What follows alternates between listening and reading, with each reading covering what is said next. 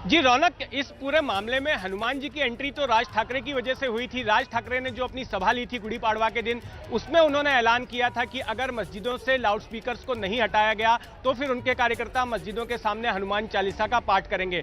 इसमें सीधे सीधे समझ में आता है कि जो नैरेटिव बीजेपी का रहा है कि भाई शिवसेना जो है हिंदुत्ववादी पार्टी नहीं रह गई है, क्या एमएनएस उस स्पेस को फिल करने की कोशिश कर रही है, हिंदुत्व के एजेंडे को लपकने की कोशिश कर रही है, क्योंकि बीजेपी ने ऐसा कथानक गढ़ दिया है कि अब शिवसेना हिंदुत्ववादी पार्टी नहीं रही। और इसी बात ने अब शिवसेना को भी विचलित कर दिया है कि कहीं हिंदुत्व का मुद्दा जो है उसके पास से छिन ना जाए।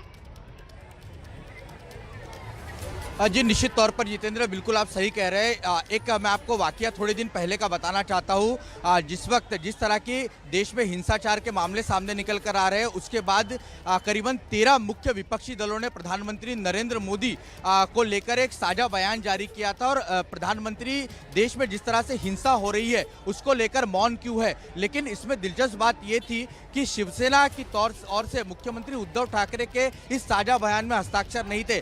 शिवसेना इस बात से घबरा रही है। मुख्य तौर पर अगर देखें तो भले ही वो सेक्युलरवादी पार्टियों के साथ सरकार में और लगातार बीजेपी का विरोध कर रही है, लेकिन वो अपने हिंदुत्व के एजेंडे से दूर होना नहीं चाहती। और यही वजह थी कि जब ये साझा बयान जारी किया गया, जिसमें सोनिया गांधी, शरद पवार, ममता बनर्जी, स्टालिन, तेजस्वी यादव जैसे प्रमुख विपक्षी दलों के नेताओं के हस्ताक्षर थे, उसमें उद्धव ठाकरे का नाम गायब था। उद्धव ठाकरे को डर यह है कि अगर इस तरह के बयान, साझा बयान में वे अपनी पार्टी का नाम शामिल कर लेते तो इसका राजनीतिक तौर पर फायदा जो है वो राज ठाकरे जैसी एमएनएस पार्टी या फिर बीजेपी जैसी पार्टियां जो है इसको मुद्दा बनाकर नैरेटिव सेट करने में इस्तेमाल कर सकती है। और इसी वजह से उद्धव ठाकरे इस साझा बयान से उन्होंने अपनी दूरी बनाई और यही वजह है कि घेरने की कोशिश की जा रही थी।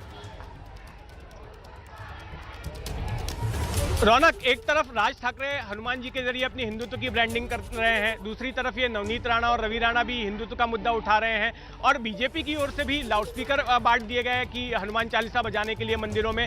तो क्या हम ये माने कि इस साल जो बीएमसी के चुनाव होने हैं वो क्या हिंदुत्व के मुद्दे पर लड़े जाएंगे? क्योंकि अब शिवसेना भी जो है बैकफुट पर आ गई है और शिवसेना अपने आप को हिंदुत्ववादी पार्टी बनाए रखने के लिए शिवसेना की ओर से भी कदम उठाए जा रहे हैं। जी निश्चित तौर पर, लेकिन एक इसमें समझने वाली बात यह है जितेंद्र की जो चुनाव है उसमें आप प्रमुखता से अगर देखें तो एक तरफ एमएनएस हिंदुत्व के मुद्दे को एग्रेसिवली आगे रख रही है, दूसरी तरफ रवि राणा, नवनीत राणा, और तीसरी तरफ बीजेपी की तरफ से सीधा बीजेपी की तरफ से कोई बड़ा नेता बयान नहीं दे रहा है। मोहित खंबोज जैसे जो छोटे नेता है वो इस मुद्दे को आगे कर कर घेरने की शिवसेना को कोशिश कर रहे हैं। हालांकि बीजेपी जो है अपना एजेंडा अलग तरीके से आगे बढ़ा रही है। मुंबई की अगर बात की जाए तो मुंबई के भ्रष्टाचार, खासतौर से बीएमसी में जो भ्रष्टाचार हुए हैं उसको लेकर एक पोल खोल यात्रा जो है बीजेपी की तरफ से लॉन्च की गई है और उसको लेकर शिवसेना को घेरने की कोशिश है।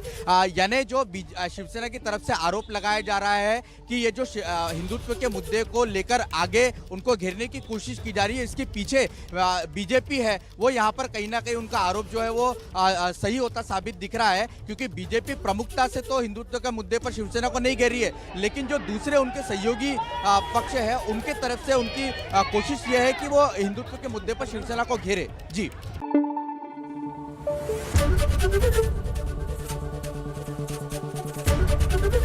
एबीपी न्यूज आपको रखे आगे।